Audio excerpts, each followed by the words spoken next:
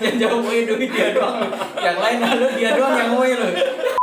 Halo Prakonco, selamat malam. Halo. Halo, apa? Prakonco? Kayak preman Pada tanah abang sepi ya kan? Kayak preman tanah abang lu. Woi. Jadi di episode kali ini gue udah ngajak Billy. Halo guys. Jadi siapa itu Billy?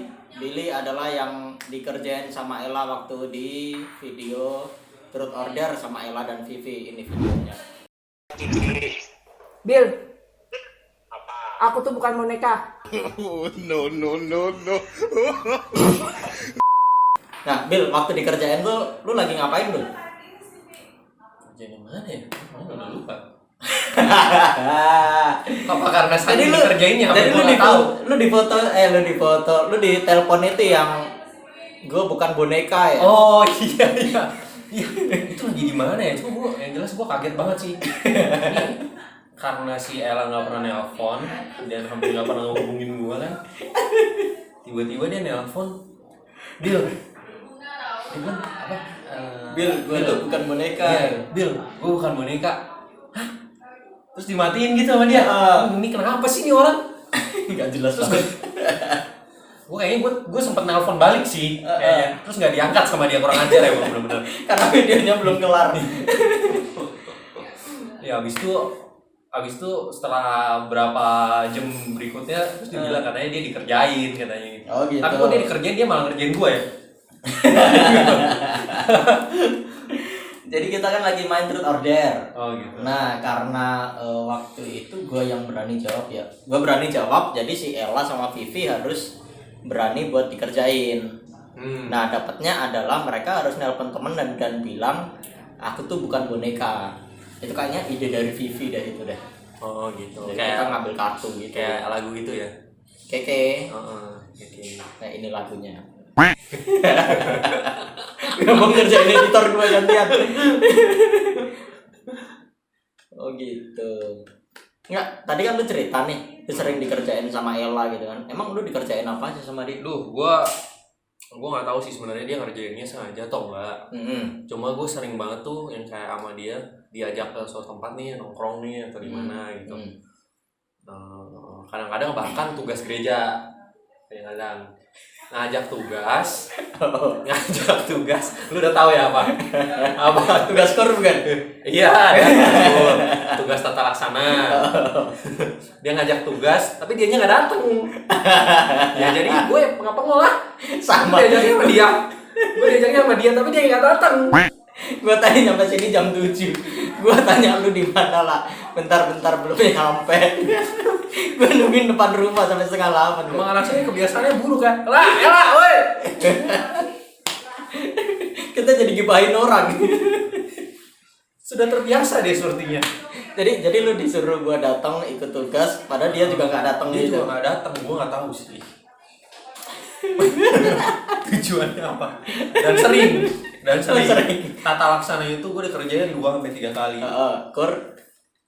Kur sempat juga dikerjain sekali. Sekali. Terus apalagi ya?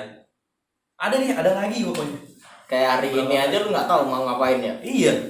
Suruh datang aja. Suruh datang. Lu datang ya besok ya jam 7. Udah gitu telat juga kan?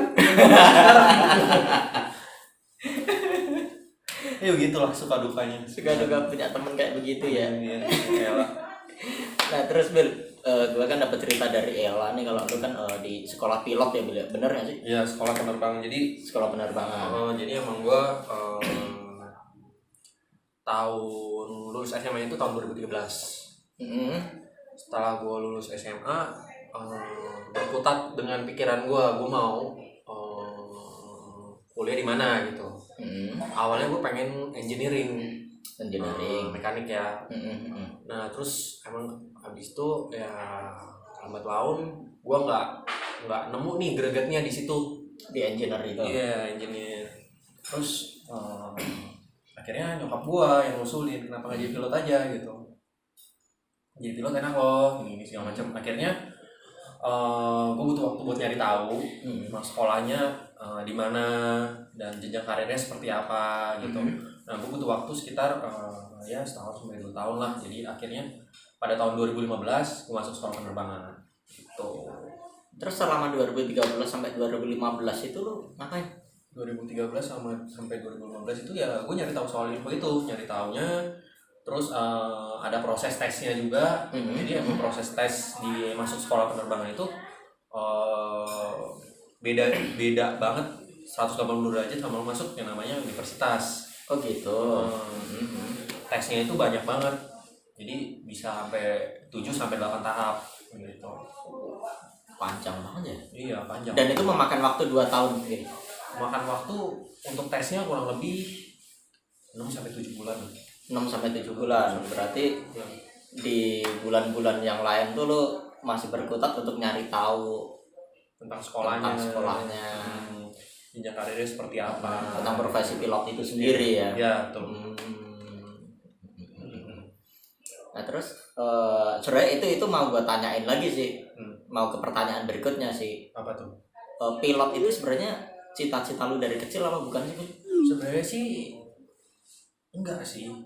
Cita-cita lu apa? Cita-cita gue dulu kecil sih gue pengennya jadi dokter. Karena kebetulan bokap gue kan dokter nih.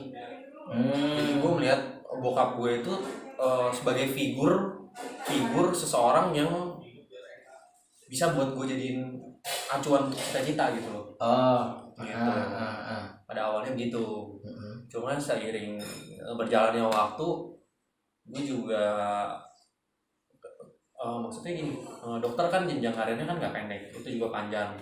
Dan gue bukan tipe orang yang bisa buat sampai sepanjang itu gitu loh. Gue bukan orang yang kuat gitu buat belajar sampai bertahun-tahun gitu.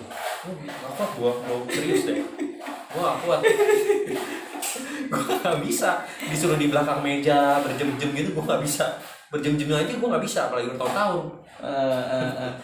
Gitu, gue gak bisa. Jadi akhirnya ya gue jalanin aja gitu loh. Pas udah gede ya akhirnya nyokap gue ngajurin buat jadi pilot gitu. Berarti itu dari 2015 ya.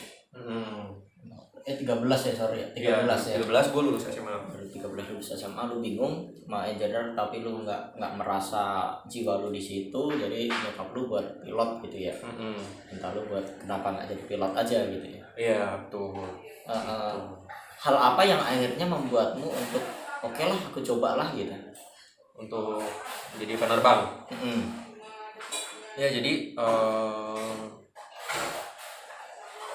apa ya gitu yang bikin gue pengen nyoba gitu. Awalnya sih ya kan gue pasti cari tahu dulu dong jenjang karirnya seperti apa. Gue lihat jenjang karirnya ya oke juga gitu. Dan ya emang jadi orang yang berprofesi tanda kutip profesional ya. Menurut gue pilot itu ya salah satu yang mantep lah gitu bisa dibilang jenjang karirnya ke depan gitu. Karena itu, karena jenjang karir itu tadi. Iya. Oke. Tadi kan lu sempat cita-cita jadi dokter, kemudian lu nggak bisa nih belajar bertahun-tahun nih. Apakah hal itu nggak ada di bagian penerbangan juga tuh? Ada. Jadi emang kalau bisa dibilang jadi orang yang berprofesi profesional, tanda kutip profesional itu yang bisa kita bilang mungkin dokter atau pilot atau misalkan pengacara gitu. Emang di jenjang karir itu emang mereka harus belajar terus. Sepanjang karirnya mereka harus belajar terus. Mau pengacara atau dokter, begitu juga dokter karena pengembangan dengan berkembangnya dunia pasti akan ada virus-virus baru. Betul. Perkembangan obat, perkembangan teknologi medisnya juga itu akan terus dipelajarin. Begitu juga dengan penerbangan. Karena penerbangan itu akan nanti mengacunya pada teknologi juga. Teknologi kan akan terus bertumbuh ya. Terus bertumbuh tuh. Begitu juga dengan pengacara, dengan adanya kasus-kasus baru, pengembangan hukum yang berubah. Ya. Nah, itu akan belajar terus. Emang mungkin nggak seintens dokter gitu yang harus. Misalnya kalau kayak bokap gue tuh kalau nggak salah dia ada ada sesi di mana dia harus ngumpulin data-data, dia harus seminar setahun tuh berapa kali gitu. Oh gitu. Ya kalau nggak salah ya. Jadi emang dia harus ngumpulin attendance-nya dia seminar, dia harus ikut gitu. Ya di Bali di mana-mana dia harus ikut gitu. Dan itu harus dikumpulin, ntar akan jadi patokan buat izin prakteknya dia juga. Ada yang kayak gitu. Iya. Nah di pilot juga ada yang belajar seperti itu. Mungkin untuk kenaikan pangkat, untuk kenaikan jabatan itu juga kita harus belajar gitu. Nah berarti lu menyadari bahwa pilot, lu kan awalnya nggak mau jadi dokter karena lu nggak tahan Iya, terusan. Tapi kan akhirnya lu memilih untuk di penerbangan pilot itu yang membuat lu juga tetap harus belajar. Tetap harus belajar, iya. Jadi either way gue tetap merasa kalau emang kalau jadi orang berprofesi profesional ya emang harus belajar terus. Iya, mau nggak mau kita emang itu salah satu dari kewajiban kita juga ya, bisa dibilang gitu. Oh gitu. Dan lu udah lulus nih di sekolah penerbangan ini? Udah. Kapan tuh? Gue lulus tahun 2016. 2016. Lu mulai sekolah 2015, lulus 16. Setahun doang. Iya, jadi emang kebetulan kampus gua itu untuk jarak dari masuk sampai lulusnya itu kurang lebih 1 tahun doang. Jadi emang bisa dibilang kampus gua itu ngepres kurikulumnya sampai dibikin setahun supaya kita cepat gitu. Dipepetin banget. Iya, dipepetin. Tapi ada juga sekolah-sekolah penerbangan lain yang ada yang 2 tahun, mungkin ada yang 4 tahun, itu juga ada gitu. Tapi itu maksudnya nggak menjadi acuan mana sekolah lebih baik, mana sekolah lebih jelek sih, sama aja Karena sebenarnya. setiap sekolah juga mempunyai kebijakannya masing-masing lah ya. Iya, tuh. Dan kalau ada yang 4 tahun dan lu harus belajar itu dalam waktu 1 tahun, gimana lu nggak pusing apa, Bil? Pusing Banget. Pusing kita harus pelajarin semuanya cepat ya. iya, pusing. Nah terus kan sebenarnya Tapi nggak sepusing berteman sama Ella.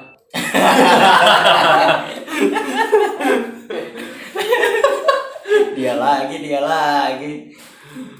Nah terus Bil, sebenarnya pilot, tentara, dokter itu kan, pilot, tentara, dokter itu kan cita-cita yang banyak kita temui lah. Kalau kita nanya ke anak kecil, cita-citamu apa sih? Pilot gitu kan.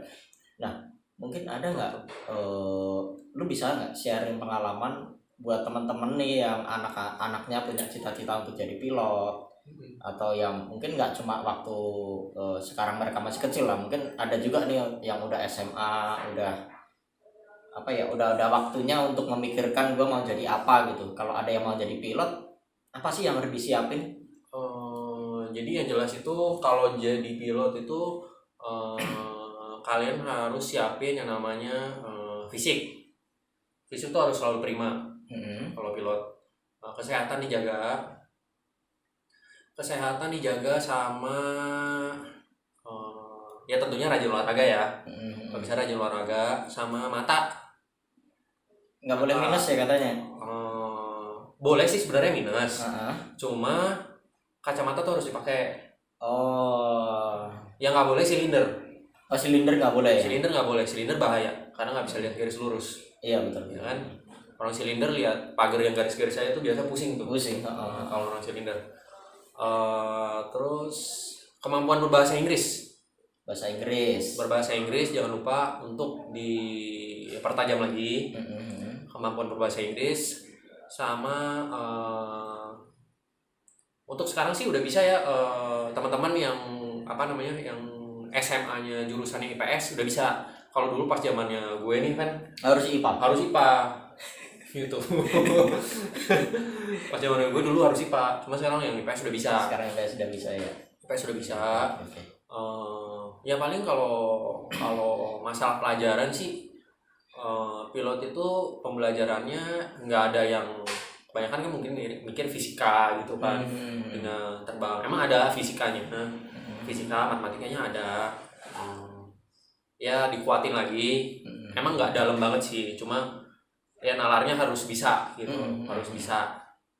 Sama ya paling psikotes sih. Kalau gue psikotes itu bisa dipelajarin gitu. Ada buku-bukunya di Gramedia bisa dicari gitu. Paling itu sih. Paling itu ya. Boleh tahu nggak sih Bil? Kan gue cari tahu ya tentang sekolah penerbangan itu kan banyak yang mengeluhkan tapi biayanya nih nggak murah nih gitu. Emang boleh disebutin nggak sih kalau nggak pasnya ya kira-kira habis berapa sih dari awal ya berarti ya 2013 sampai 2015 terus pas sekolah penerbangan itu sendiri? Kalau dulu sih gue habis itu kurang lebih mungkin 500 sampai 700 kali ya. 500 sampai 700 ya. Juta ya mungkin.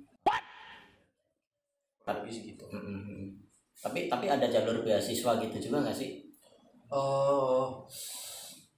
Kalau penerbangan sih sepertinya nggak ada ya. Kalau dulu sih setahu gue ada. Cuma kayaknya sekarang udah nggak ada deh. Kayaknya sekarang udah nggak ada. Berarti memang harus disiapkan benar-benar ya dari jauh-jauh hari juga. Iya betul. Disiapkan benar-benar dari jauh-jauh hari. Oh gitu. Oke.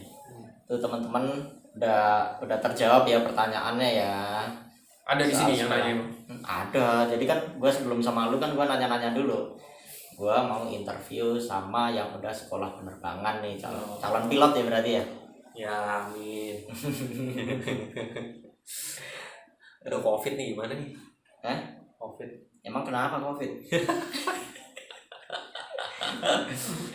Nih ya kita melenceng ya dari obrolan ini ya. Ngomongin COVID nih. Jadi 2020 itu gue pikir ini tahun ini totally suck lah gitu loh. Ya bisa dibilang begitu sih. Itu awalnya gue pikir diawali banjir, kemudian yang panasnya Amerika sama Cina itu, habis itu kita juga lawan Cina yang di Natuna juga kan. Yes. Habis itu tahu-tahu COVID-nya datang gitu ya. Gue pikir wah ini tahun nih gitu. Tapi pas itu kan gue ulang tahun tanggal 5 Juni. 5 Juni gue bikin pas awal Juni ya. Pokoknya ke 5 Juni ini mau gue jadiin momen buat nih hajar balik nih tahun gitu kan. Yeah. Tahun ini mau gue hajar balik nih gitu. Nah akhirnya dari situ udah tuh ternyata di hari pertama waktu gue ulang tahun itu abang gue yang udah 9 tahun nggak punya anak, belum dikasih anak, anaknya lahir dan gue nggak tahu. Wow. Dia tahu-tahu ngasih tahu udah di rumah sakit cariin kendi buat ngubur ari-ari. Akhirnya gue bilang oke, ini adalah momen pertama di mana tahun ini berarti nggak benar-benar payah kok gitu. Tahun ini nggak benar-benar bangsat lah gitu. Ya benar. Ini ya tetap masih ada berkat ya. Tetap masih ada berkat sih. Dan ternyata ada beberapa teman gue yang udah lama nggak punya momongan, itu punya momongan. Udah di perut lah, ada yang udah lahir lah. Jadi gue pikir awalnya memang gue berpikir tahun ini sih gitu. Tapi ketika gue turn back pikiran gue gitu, oke lah cobalah gue cari baik-baiknya gitu. Nah ternyata kalau mau dilihat baik-baiknya kayak gue mulai channel ini aja kan di tahun 2020. Oh gitu. Baru mulai Maret ini, sekarang udah ya puji Tuhan lah udah tembus 100 juga. Tadi sih 105 lah. nambah 5 perak. jadi gue mikir oke lah kayaknya dari kitanya aja sih. Ya sih emang kalau gue lihat juga emang kalau dari tiap keadaan tuh kita bisa lihat dari dua sisi ya teman-teman ya. Sisi. Ada sisi baik, sisi buruknya juga gitu. Jadi emang kita lihat di masa pandemi ini juga sebenarnya banyak berkahnya juga ya. Tapi ya kadang orang matanya tertutup karena ya gitu. Iya tapi ya nggak menafikan juga bahwa tahun ini emang bangsat. Iya, gue juga ngerasa kayak tahun ini kayak cuma lewat gitu doang. Ya udah. Lewat doang nih. Jadi gue tuh tahun 2019 ya akhir ya. Gue tuh bisa tanya lah ke teman-teman kantor. Gue di bulan Oktober aja udah nggak niat. Jadi di bulan Oktober itu gue udah 3 bulan ini mau ngapain ya gitu kan. Ngapain ya? Gue malah lebih sibuk nyiapin buat tahun 2020. Jadi gue bikin target-targetnya padahal masih 3 bulan lagi. Dan gue membuang 3 bulan itu untuk 2020 untuk 2020 yang seperti ini. jadi gue tuh benar-benar karena kalau gue lihat ya di tahun 2010 gue kayak ada itu loh, ada momentum gitu loh. tahun-tahun penting tuh gue 2010 itu gue lulus SMA pindah ke Jakarta.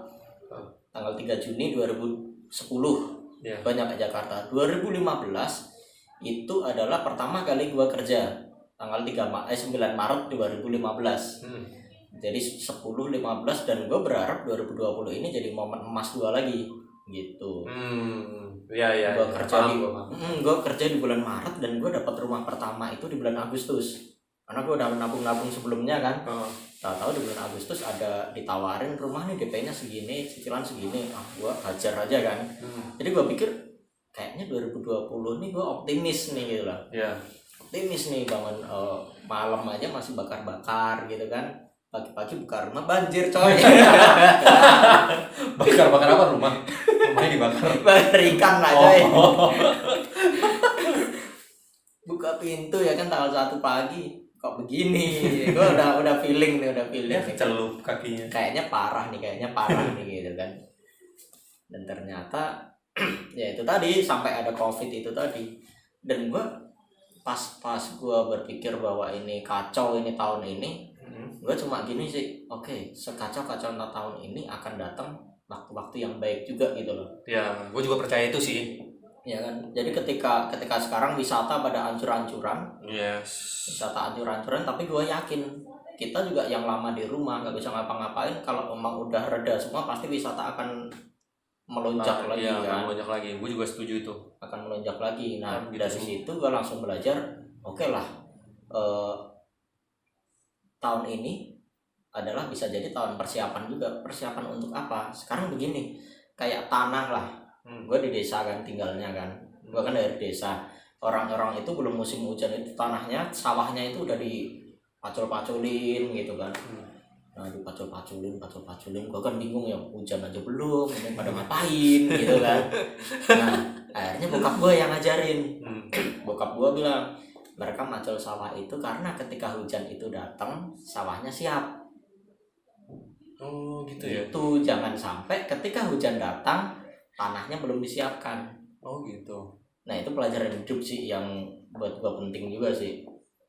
Jadi apapun yang terjadi, kalau misalkan sekarang ada hal-hal yang kita belum kita pengen dapat itu tapi kita belum dapat, ya berarti itu adalah masa-masa di mana gue harus mempersiapkan diri gue ketika momentum itu datang, gue siap caplok itu. Ya, benar. Gitu sih. Kalau lu apa? Kalau berak tadi kita berak. Kalau lu menyikapi tahun ini gimana?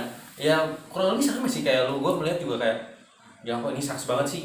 Awal tahun kita udah banjir, aktivitas kita berkurang ya kan. Kayak ya bisa dibilang bahkan hampir nggak ada aktivitas mungkin kali ya. Kita bisa dibilang kita udah WFH hampir mungkin 4-6 bulan kali ya. Mungkin ada beberapa kantor yang udah mulai masuk lagi, mungkin udah ada.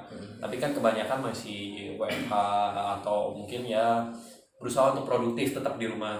Dan gue tetap ngelihat kayak yang kayak tadi gue bilang sih, ada sisi baik sama sisi buruknya gitu.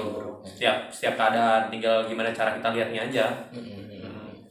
Gitu. Dan gue juga percaya nanti begitu ini udah balik lagi, maksudnya udah vaksinnya udah ketemu, virusnya udah hilang, ntar akan balik normal lagi semua gitu. Jadi buat teman-teman ya jangan nyerah ya teman-teman ya. Tetap semangat teman-teman. Semangat ya teman-teman ya. Keadaan apapun itu ya. 2020 masih panjang. Tapi lu kasih tanya semangat teman-teman. Padahal gue juga lemes. Oh ya, katanya si Ella, lu masih nunggu panggilan apa gimana? Ya jadi kebetulan emang antrian untuk cari aplikan untuk pilot juga lumayan rame ya. Ternyata gue awalnya kira kan gak banyak nih orang yang ambil jurusan penerbang, ternyata banyak loh. Oh banyak ya? Banyak, gue jadi kira-kira tuh ada banyak lah pokoknya, banyak pilot yang emang lagi ngantri untuk masuk ke airlines atau air charter gitu. Jadi emang sekarang nih lagi ngantri nih buat seleksi dan lain-lainnya. Plus COVID. Jadilah tuh. Aduh, kacau. Pantesan lu tadi nanya ya gimana nih COVID nih. Ternyata nggak nanya ke situ. Jadilah nih COVID. Gitu. Oh gitu. Terus 2016 ke 2020 ngapain aja, Bri? Ini gue ya emang ada beberapa seleksi. Tapi emang kan kayak tadi gue bilang emang antreannya panjang ya. Ya emang ada beberapa yang emang gak jodoh juga. Dan ngantri lagi. Tapi gue juga dari 2016 sampai 2020 ya gue berusaha buat padatin aktivitas gue aja sih, buat nge-review pelajaran-pelajarannya lagi. Jangan sampai gue skill gue nih yang udah gue dapet nih di kampus nanti pas gue dites udah tumpul gitu. Jangan sampai, jadi gue berusaha buat review lagi. Berarti lu kayak petani di kampung gua ya? Iya. Hujannya belum datang lu udah gua pacul terus. Karena ketika kesempatan datang jangan sampai kelewat gitu aja ya. Betul. Oh gitu. Ada pesan nggak buat penonton video inilah? Ya buat teman-teman yang mungkin yang terdampak dari pandemi COVID ya. Boleh. Semangat terus teman-teman. Percayalah, habis gelap terbitlah terang. Oke, itu aja deh. Oke, thank you banget Billy. Itu sebenarnya pesan untuk teman-teman dan pesan untuk diri dia sendiri. Oke, thank you banget Bil udah ngobrol-ngobrol sama kita Bil. Kapan ada kesempatan kali aja nanti ada teman-teman kalau ada yang mau nanya-nanya soal sekolah penerbangan, boleh tuliskan di kolom komentar, kali aja kita nanti ada part 2-nya. Oke, thank you teman-teman. Bye-bye. Bye-bye.